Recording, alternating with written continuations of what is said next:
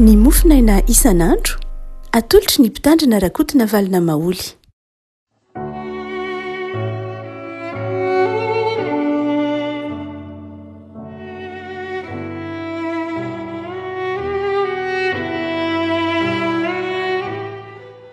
Fanarabantsika rehefa malalatra rety alarobia faraika ambin'ny folo ny volana febroary ity ny mofinaina izay voalahatra antsika dia ny boky ny mpitsara. Mpitsara toko faraika ambin'ny folo, mpitsara toko faraika ambin'ny folo dia ny voalohany ka hatramin'ny dimy fahavalo amin'ny anaran'i Jesoa. Ary Jefta Gileadita dia lahy mahery sy zanaky ny vehivavy janga. Ary Gileada no rainy niteraka azy.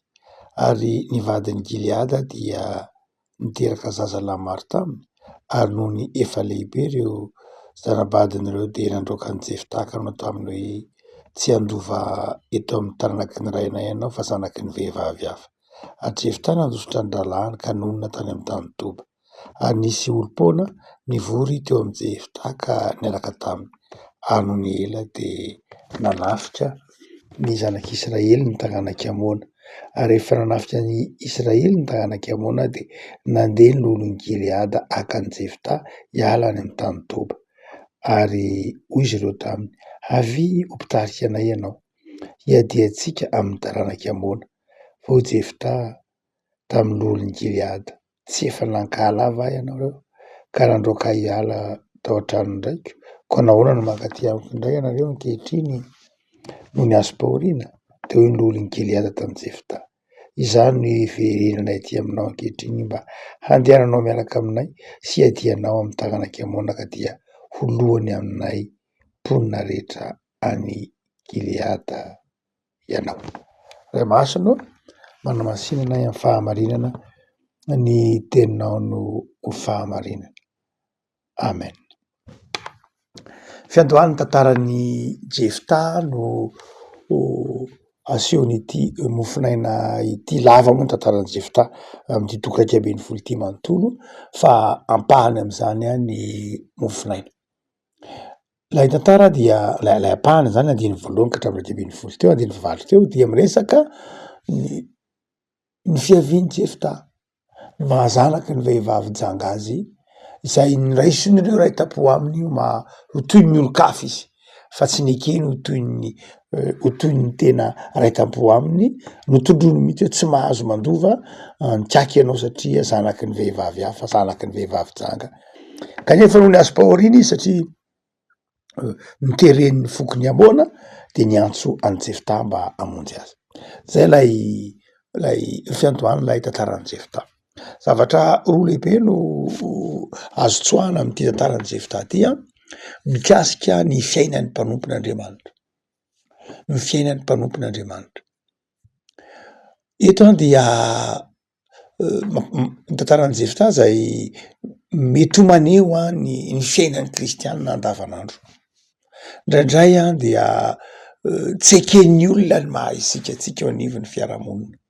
Indraindray eritreretin'ny olona ho hafa mihitsy isika. Misy fotoana tsy eken'ny olona ny maha isika antsika. Ny maha isika antsika tsy niankina tamintsika fa niankina tamin'Andriamanitra. Mpanompon'Andriamanitra isika, Andriamanitra niantso antsika. Kristianina isika, Andriamanitra niantso antsika. Ary indraindray dia tonga ho azy eo anatin'ny olona fotsiny ny fankahalana antsika.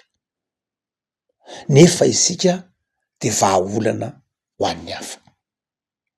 Mandrakariva revako malala mety ho tsapantsika amin'ny andavanandrontsika io fitsipahan'ny olona antsika io ary mangirifiry rehefa voailika, mangirifiry rehefa mahatsiaro ho voavakavaka, na voavakavaka noho ny volon-koditra io, na voavakavaka noho ny fahalalana io, na voavakavaka noho ny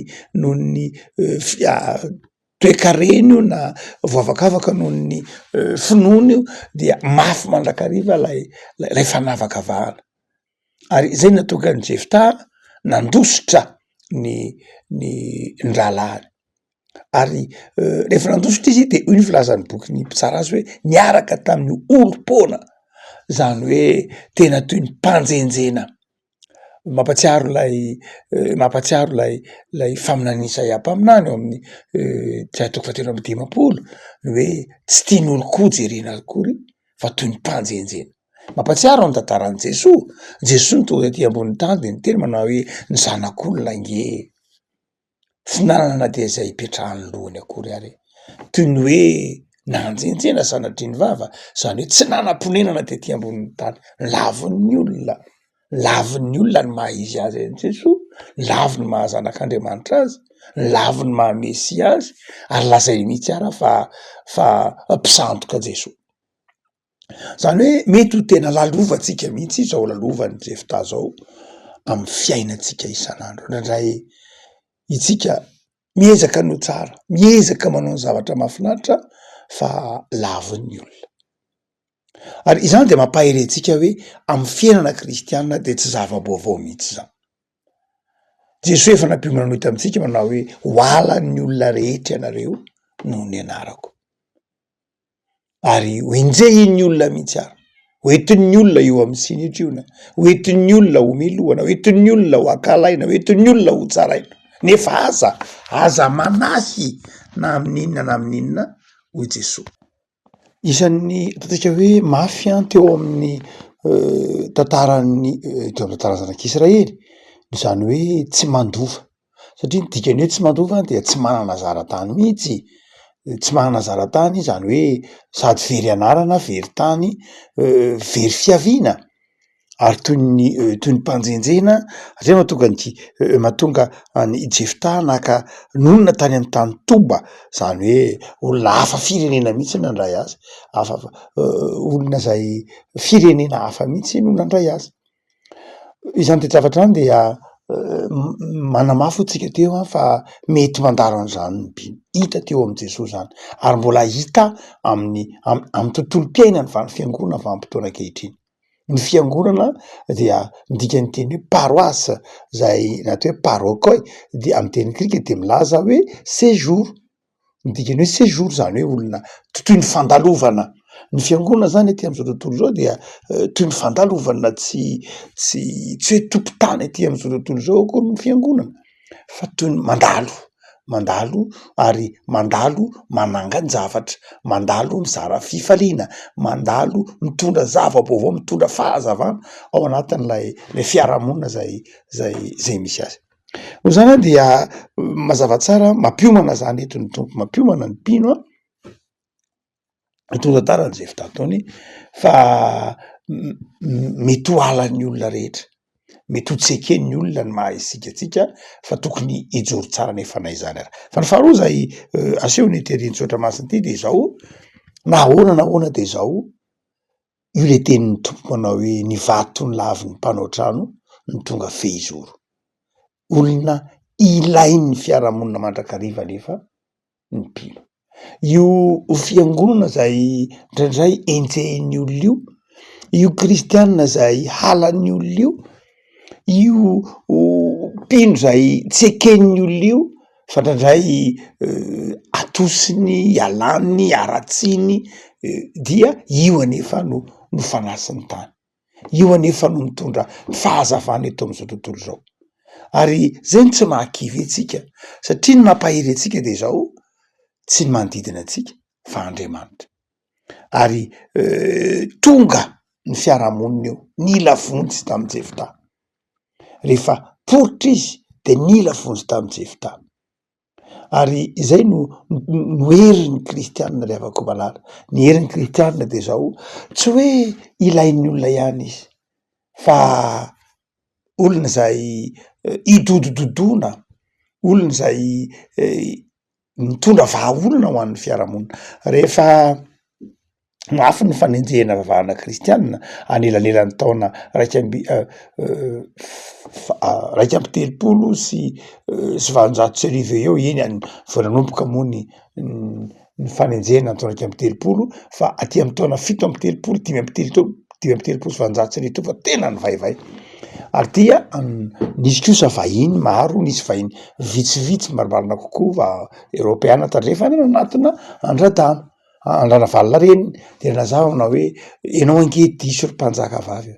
Tsy tena fantatro ena zany antsoina hoe vavahana kristianina, tsy tena fantatro ena atao hoe kristianina fa mitsara ivelana ianao, fa ny olona tsara ao anivon'ny fiarahamonina no vonoinao. ny olona zay olony fihavanana olony fitiavana zany no fononao sy enjehinao tsy azo rana valina moa zany teniny de ireto vahiny nandalo reto zany fa eto dia tahak'izay reto zanak'Israely zay nisy ny Gileadita reto nakala ny Jefta saingy rehefa nietrehitra izy de manao hoe olona ilainy Jefta noho ny hery noho ny tanjany ary noho ny fitaniana Andriamanitra mihitsy ary satria ho tonga mpitsara ho mpitsara ny zanak'Israely i Jefta. Le afaka malala mampianatra antsika de andin-tsotra masiny ity anapaharetana mampianatra antsika izy ity tsy ho kivy mampianatra antsika izy ity tsy hibanjina ny zavatsarotra lalovana vetivety fa izao ny fomba fiasan'Andriamanitra mahagaga ka tsy tokony ho latsaka ao anatin'ny fankahalana hoe naeliky ny olona tsy tiany ny olona tsy tiany ny fianakaviana tsy tiany ny mpiarabela de amaly faty fa izao manana ny hevitra heverana antsika Andriamanitra nandray mety mandalo fizahantsotra tahaka ny Jefta isika nandray mety mahandro izy teny tahaka ny Jefta isika mety ho voaroka tahaka ny Jefta isika fa izao rehefa manam-paharetana amin'ny tsara isika de izao ampamira piratin'Andriamanitra eny amin'ny fiainantsika eny amin'ny lalana ataontsika eny ihany ny famindrapony sy ny fitiavana ko amin'ity tontolo andro ity de meteza anam-paharetana amin'ny tsara mandrakariva ivavaka isika tompo misoranao zahay noho ny amin'ny soratra masina zay mampahery anay satria aty am'izao tontolo zao tokoa zay de mahita fahoriana mahita fanilana mahita fitsarana saingy ianao de manome toky anay fa momba anay ary mampahita fitianay amin'ny fiarahamonina zay misy anay de tahiny tontolo andronay io tompo tontolo andro ahitanay fifaliana ho tontolo andro ahatsapahanay fa olona ilainy zay ampitsapahanay fa noho ny fahamasinanao zay atafinao anay de mpitondra vahaolana avy an'ny fiarahamonina izay tsy olana ho an'ny hafa zay fa vahaolana ho an'ny mpiarabelona koa de meteza tompo anafihery sy fahamasinana anay da io alina tontolo andronay an'io ankinonay feno ampelantananao omeo anay ny fo madio ny saina madio ny fiainana madio amin'ny fanomponay anao dia jereo ny tanindrazanay tompo tsy mitsahatra mivavaka ho an'izany tanindrazana tiana izany zay ianao nao nampy anay ary anome fahendrenany vahoaka malagasy dia mivavaka izay tompo ho an'ireo zay ny tontolo andro ty ao reo zay simba fananana noho ny rivo-doza de mivavaka ho azy reny zay mivavaka ho an'ny malagasy rehetra zay ho an'ny firenena zay lalovany zao rivo-doza izao de ianao Andriamanitra no angatahanay ny herinao Andriamanitra ny asa ampitsahatra ny tafio-drivotra ary ampahery reo zay rava-fananana iaro anay iaro ny ainay iaro ny fanananay ianao satria Andriamanitra tianay ny saotra Jesoa amen.